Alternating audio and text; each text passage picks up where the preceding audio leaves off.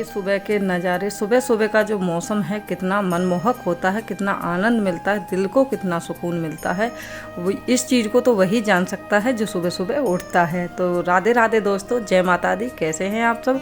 उम्मीद करती हूँ माता रानी की कृपा से आप सभी बहुत अच्छे होंगे। और आज है छठा नवरात्रि, तो चलिए फटाफट से काम कर लेते हैं। मिलते हैं आपसे गोपाल जी को तैयार करने के बाद। लीजिए हमारे ठाकुर जी हो गए हैं तैयार और आज छठा नवरात्रि है, तो आज पहनी है रेड कलर की ड्रेस। और तीनों ही ठाकुर जी बहुत ही सुंदर लग रहे हैं, बिल्कुल अद्भुत श्रृंगार हुआ है। आप लोग ज़रूर बताइएगा आप लोगों को गोपाल जी का आज का श्रृंगार कैसा लगा। तो ये है हमारे बड़े वाले ठाकुर जी, और ये है बीच वाले, और ये है हमारे छुटकू छोटे वाले। गोपू सोना दोनों तैयार हो गए हैं। और इन वाले ठाकुर जी का अभी मैंने नाम नहीं रखा है, इनका एक बढ़िया सा नाम रखूँगी मैं। आप लोग कमेंट में बताइएगा क्या नाम मुझे रखना चाहिए, जो नए मेहमान मेरे घर में आए हुए हैं। तो चलिए फटाफट से माता रानी की पूजा कर लेते हैं। तो दोस्तों यहाँ पे हो गया है हवन, मैंने हवन कर लिया। और छठा नवरात्रि है, छठा नवरात्रि माँ कात्यायनी को समर्पित है। तो चलिए माता रानी को भोग भी मैंने लगा दिया। गोपाल जी माता रानी के पास में ही विराजमान हैं। और कर लीजिए दोस्तों माता रानी के आज के दर्शन। और इसी वीडियो में मैं आप लोगों को 7वें, 8वें, 9वीं के बारे में भी जानकारी दे दूंगी। तो दोस्तों वीडियो में लास्ट तक बने रहिएगा। सबसे पहले तो कर लीजिए माता रानी के दर्शन। देखिए माता रानी जो हमारी गुफा में बैठी हैं, इनको देख के बस मुझे ये वाला भजन याद आता है। माँ गुफा से बाहर आ जा, आए तेरे नवराते। तो ये वाला भजन मुझे माता को देख के याद आता है। लड्डू गोपाल जी माता रानी के पास में विराजमान है, सबको भोग लग गया है, सबकी सेवा पूजा हो चुकी है। तो चलिए अब मैं आप लोगों को बता देती हूँ 7वीं, 8वीं और 9वीं के बारे में। तो दोस्तों जो 7वीं तिथि है वो है, यानी कि जो सातवें का जो आपको व्रत रखना है, वो रखना है आपको 28 तारीख को। जिनके घर में अष्टमी पूजन होता है उनको 7वीं में व्रत रखे और अष्टमी में अपना व्रत खोल लेना है। और जिनके घर में 9वीं पूजती है, पूरे नवरात्रि व्रत रखा है, जिन्होंने अखंड दीपक जलाया है और उनके घर में 9वीं पूजती है, तो उनको अष्टमी में व्रत रखना है 8वें को, और उनको 9वीं में व्रत खोलना है। और 9वीं में ही आपको कन्या पूजन करना है, और 9वीं में ही आपको माता रानी की सेवा पूजा करनी है। जो 9वीं की जो पूजा होती है वो करनी है। अष्टमी को आपको अष्टमी पूजा करनी है। तो जैसे भी आपके घर में होती है वैसे ही आप करिएगा। व्रत के बारे में बता रही हूँ, जिनके घर में अष्टमी पूजती है ना, तो वो व्रत रखेंगे 7वीं में यानी 7वें में। और जिनके घर में 9वीं पूजती है तो वो व्रत रखेंगे 8वें में। तो हमारे घर में अष्टमी और 9वीं दोनों ही पूजती हैं, तो मैं दोनों ही करती हूँ। लेकिन जो कन्या पूजन है वो मैं करती हूँ 9वीं तिथि में, क्योंकि पूरे दिन का नवरात्रि, जब पूरे 9 दिन के हमने व्रत रखे हैं तो क्यों ना पूरे नवरात्रि ही करे जाएं। तो जो अष्टमी तिथि होती है उन्हें मैं पूजती हूँ माता को बतासा से, यानी कि बतासे से पूज देते हैं हमारे में। और 9वीं जो तिथि है, यानी कि जो 9वीं है, उसको पूजते हैं माता रानी के भोग के साथ। माता रानी का भोग बनता है अच्छे से, और कन्या पूजन होता है। माता रानी को चने का, पूरी का, हलवा का भोग लगता है और बतासे का। और माता रानी को 7वीं, 8वीं और 9वीं इन 3 दिन पान सुपारी का आप ज़रूर भोग लगाइएगा। पान का जो बीड़ा होता है उसका भोग ज़रूर लगाइएगा माता रानी को। ये 3 दिन जो है माता रानी के बहुत ही ज़्यादा खास हैं, बहुत ही विशेष पूजा होती है। वैसे तो 9 के 9 दिन माता रानी के सारे ही विशेष हैं। ये हर माता रानी का अलग दिन है, अलग पूजा होती है।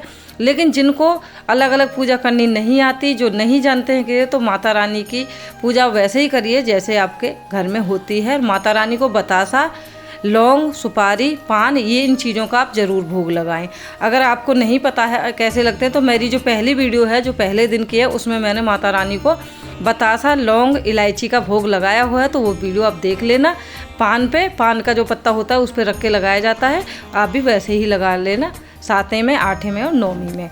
तो चलिए अब जो जानकारी मुझे देनी थी आपको वो मैंने दे दी। और भी कुछ रह गया हो तो आप मुझे कमेंट करके मुझसे पूछ सकते हैं, तो मैं आप लोगों को बता दूंगी। रात का समय हो गया है, लड्डू गोपाल जी को लगा दिया मैंने दूध का भोग। अब इनके सोने का समय हो गया है, तो अब मैं इनको सुला रही हूँ। तो एक एक करके सारा निकाल दूंगी। और लड्डू गोपाल जी को मैं किस तरीके से सुलाती हूँ उसकी वीडियो भी जल्दी ही आने वाली है। वैसे तो मैंने डाली हुई है, लेकिन बीच बीच में मौसम के हिसाब से मैं गोपाल जी को किस तरीके से सुलाती हूँ वो वीडियो में डालती रहती हूँ। तो इस तरीके से गोपाल जी की थोड़ी सी यहाँ पे सेवा दे देंगे, चरण सेवा जिसे बोलते हैं। उनके हाथ पैर दबा देंगे, जैसे बच्चा होता है ना, अपने बच्चे का भाव रखते हुए जब पूरे दिन बच्चा खेलता है कूदता है तो थक जाता है, तो रात में माँ कैसे उनके अपने बच्चे के पैर दबाती है कि हमारा बेटा थक गया है, हमारा लाला थक गया है। वही भाव रखते हुए अपने लड्डू गोपाल जी के हाथ पैर आप दबाएं, उनको अच्छे से सुलाएं, सहला के। आपको लोरी आती है तो लोरी गा के सुला दें। और ये थी दोस्तों आज की वीडियो छोटी सी, आप लोगों को ज़रूर पसंद आई होगी।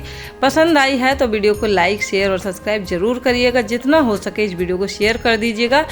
छोटी छोटी वीडियो मैं बनाती हूँ, ज़्यादा बड़ी वीडियो मैं नहीं बनाती हूँ क्योंकि इतना समय भी नहीं हो पाता, और बड़ी वीडियो जब बनती है तो आप लोगों को देखने में भी अच्छी नहीं लगती है। तो गोपाल जी को मैं सुला देती हूँ, और मौसम के हिसाब से आप गोपाल जी की सेवा करें। और हाँ, रात में गोपाल जी के पास में आप जल ज़रूर रखें भर के, जल और कुछ खाने के लिए। तो मिश्री और सेब मैंने रख दिया है। अब राधे राधे बोल दिया मैंने गोपाल जी से, और चलिए अब मैं बना रही हूँ अपने व्रत के खाने के लिए। तो 7वें 8वें के दिन जब आप व्रत रखेंगे तो इस तरीके से आप पकौड़ी बना के खा सकते हैं, इसलिए मैं शेयर कर रही हूँ। तो यहाँ पे आलू काट लिए हैं मैंने, आलू को पतला पतला कट कर लिया है चिप्स में, और ये है कूटू का आटा, हरी मिर्ची और सेंधा नमक। ये 3 चीज़ें इसमें डलेंगी जो व्रत वाली पकौड़ी होती हैं। तो आलू को काटने के बाद, एक बार तो पहले धुला था काटने से पहले, और 2 बार मैंने काटने के बाद धुल दिया।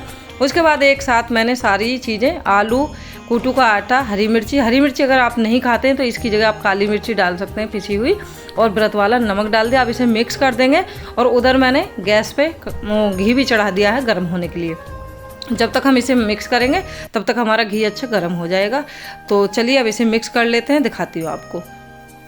तरीके से आप पकौड़ी बनाएंगे, बहुत ही ज़्यादा टेस्टी लगती हैं खाने में। और एक बार जब आप डालें ना, यहाँ पे एक छोटी सी आपको टिप देती हूँ, जब आपने जैसे अभी ये पकौड़ी मैंने डाल दी तो इनको चलाना नहीं है तब तक, जब तक कि एक तरफ से अच्छी न सिक जाए। और देखिए हरे धनिया की चटनी के लिए हरी मिर्ची टमाटर पहले ही एक्स्ट्रा आके रख गए हैं, क्योंकि कल है 7वें हैं, लेकिन 7वें में हमारे घर में व्रत नहीं रहेगा, क्योंकि हम जो कन्या जमाते हैं वो जमाते हैं 9वीं में, और अष्टमी में व्रत रखेंगे जो घर में बाकी मेंबर हैं। चलिए पकौड़ी बन गई है। पकौड़ी मैंने हरा धनिया भी डाल दिया है, बहुत ही खस्ता बनी है। आप चाय के साथ, दही के साथ, हरे धनिया की चटनी के साथ खा सकते हैं। मिलते हैं नेक्स्ट वीडियो में।